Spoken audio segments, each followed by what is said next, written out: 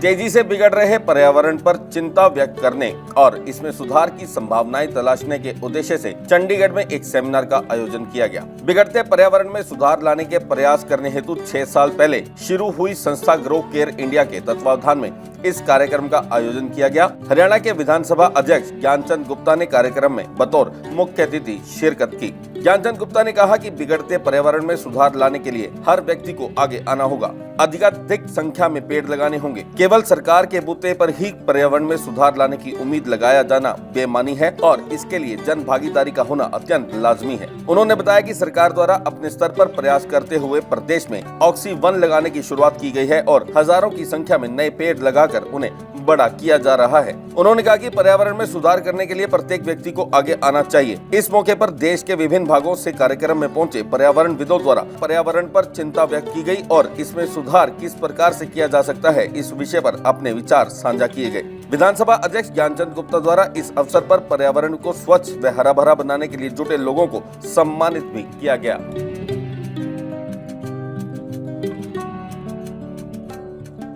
देखिए, जहाँ तक एनवायरनमेंट की आप बात करें और आप देख रहे हैं कि एनवायरनमेंट की वजह से ही हमारे जो क्लाइमेट है, आबोहवा, वो चेंज हो रहा है कई जगहों पे।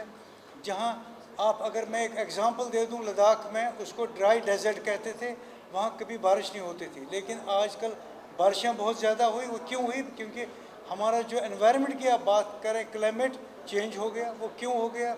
हमने अपने जंगलों का में दरख्तों का सफाया किया, हमने कहीं जो एमिशंस थे, अगर आप एयर पोल्यूशन की बात करें, उन पे हमारे, लेकिन अब चूँकि कानून बने, उस पर सरकार ने बहुत ही एहतियात से कानून भी बनाए और मेजर्स दिए और एफॉरेस्टेशन की प्लांट्स लगाने का, चाहे वो कोस्टल एरियाज़ हों या ये पहाड़ी एरियाज़ में, मैसिव प्लांटेशन के लिए एक ड्राइव चलाई। और इससे जो हमारे जो एनवायरनमेंट को, जो आप अब हवा और एनवायरनमेंट को अगर हमें ठीक करना है, वो हमें सिर्फ करना है अपने जंगलों को बचाना है और जहाँ भी हमें एरिया है, जहाँ भी हमें पौधे लगाने हैं, जिससे कि काफ़ी हद तक हमारे जो ये क्लाइमेट चेंज का उसका असर कम होगा, चाहे वो एक्सट्रीम से गर्मी हो या सर्दी हो या बारिशें, एक्सेस बारिशें हों या अर्बन फ्लडिंग का अगर असर कम करना है, तो हमें उसके लिए मिलजुल के सरकार के साथ एनजीओज, कम्युनिटी को काम करना पड़ेगा। वृक्षारोपण की बात है, वो हमारी संस्कृति में, भारतीय संस्कृति में है कि आप वृक्षारोपण कीजिए, नदियों को शुद्ध रखिए और नेचर की पूजा, सूर्य की पूजा और नदी की पूजा, इसका महत्व, इसका प्रावधान है। हमारे शरीर में भी जल है, हमारे शरीर में आयरन है, तो जो महत्व है हमारे प्लैनेटेरियल कॉम्बिनेशंस का, जो इस पे पड़ता है, तो we have to see that इनका जो बैलेंस है वो बना रहे। आप मुझे जितनी भी पुरानी सभ्यताओं के, आप हड़प्पा वगैरह गए होंगे, कहीं भी आप देख लीजिए ड्रेनेज सिस्टम किसी भी नदी में नहीं छोड़ा गया है। पिट का हमारे यहाँ से बहुत पुराना प्रावधान है और उससे बायोगैस, बायोफ्यूल, इन सब का हमारा पुराना प्रावधान है।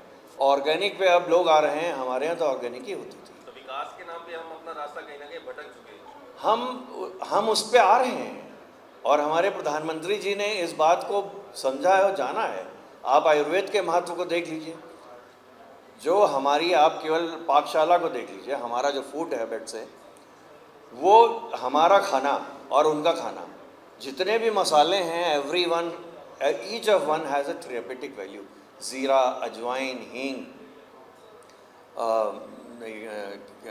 दालचीनी, मतलब सभी का, क्लोव, सभी का महत्व है। हल्दी, हमारे यहाँ कोलन कैंसर नहीं होता, लेकिन वहाँ कोलन कैंसर होता है। तो हमारे यहाँ जो बैलेंसिंग कोलेस्ट्रॉल के लिए लहसुन, तो हमारे यहाँ जितनी भी ये चीज़ें हैं, आयुर्वेद को, हमारे यहाँ के जितनी वैरायटी ऑफ फूड है, इट इज़ वेल रिसर्च्ड। हमें अपनी संस्कृति पे गर्व करना चाहिए, हमें भारत के ऊपर, अपने भूत के ऊपर गर्व होना चाहिए और आपके माध्यम से मैं उसको उजागर करना चाहूँगा देशवासियों के लिए कि आप बताएं हमारे देश में क्या है। देखिए, पर्यावरण का जो क्लाइमेट चेंज और इफेक्ट्स जो हम अभी ऑलरेडी देखना शुरू कर दिया है, ये जो तापमान बढ़ रहा है, हीट इफेक्ट्स जो हमारे शहरों में आ रहा है, पानी का कमी आ रहा है, आगे जाके हमको फूड का सिक्योरिटी का इशू आएगा, इसको हमको झेलने के लिए अभी से स्टेप लेना चाहिए। ये एक हेल्थ इशू भी है, हेल्थ इमरजेंसी भी है। आपको एक और बात बता देता हूँ, हम ग्रीन हाउस गैस एमिशन के लिए इतना बातचीत करते हैं।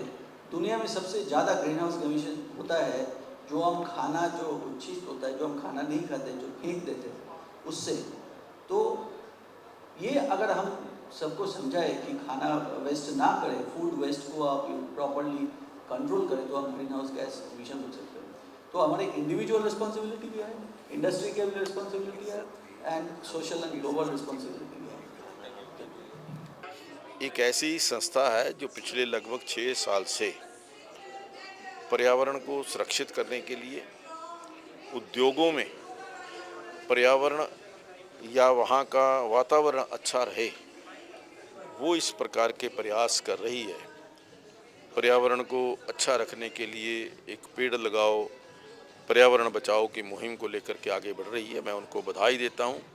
और जो पर्यावरण की सुरक्षा करने के लिए संस्थाएं काम कर रही हैं, जो उद्योग काम कर रहे हैं, उनको प्रोत्साहन देने का काम जो है वो ग्रो केयर कर रहा है। मैं उनको बहुत बहुत बधाई देता हूँ। हरियाणा सरकार की तरफ से भी एक बहुत बड़ा कदम उठाया गया, ऑक्सीवन जो है लगाए गए थे, बहुत एक बड़े पैमाने पर पर्यावरण को बचाने की मुहिम। हाँ, देखिए, जब ये कोविड काल के अंदर आपने देखा कि ऑक्सीजन की कमी के कारण काफ़ी दिक्कत आई थी, उस समय ये निर्णय हुआ कि ज़्यादा से ज़्यादा ऐसे वन लगाए जाएं, ऐसे फॉरेस्ट लगाए जाएं जहां ऑक्सीजन ज़्यादा से ज़्यादा अवेलेबल हो। उसी कड़ी में हरियाणा प्रदेश के अंदर भी सभी शहरों के अंदर ये वन लगाने की योजना शुरू हुई है। हमारे पंचकूला के अंदर भी 100 एकड़ के अंदर ऑक्सीवन की स्थापना हुई है, जहां ज़्यादा ऑक्सीजन देने वाले वृक्ष हैं, पेड़ हैं, वो लगाए जा रहे हैं। अभी 3 दिन पहले जब ये वन महोत्सव था, उस दिन 11 एकड़ ज़मीन के ऊपर 11,000 पेड़ हमने लगा करके उस जो ऑक्सीवन की शुरुआत की है। और अगले 3-4 साल के अंदर वो वन जो है ऑक्सीवन एक पर्यटक स्थल के रूप में उभरेगा। मानते हैं कि पब्लिक भागीदारी जो है इसमें, आम जन की भागीदारी बहुत जरूरी है। देखिए, कोई भी प्रोजेक्ट, मैं तो ये मानता हूँ, जो जनहित का प्रोजेक्ट है, यदि उसमें जनता की भागीदारी नहीं होगी, केवल ये अगर हम सोचें कि गवर्नमेंट के स्तर पर, राज्य सरकार के स्तर पर वो प्रोजेक्ट सफल हो जाएगा, तो ये हमारी बहुत बड़ी भूल है। किसी भी प्रोजेक्ट को काम करने के लिए, कामयाब करने के लिए जनता की इन्वॉल्वमेंट बहुत ज़रूरी है, जनता की भागीदारी बहुत ज़रूरी है।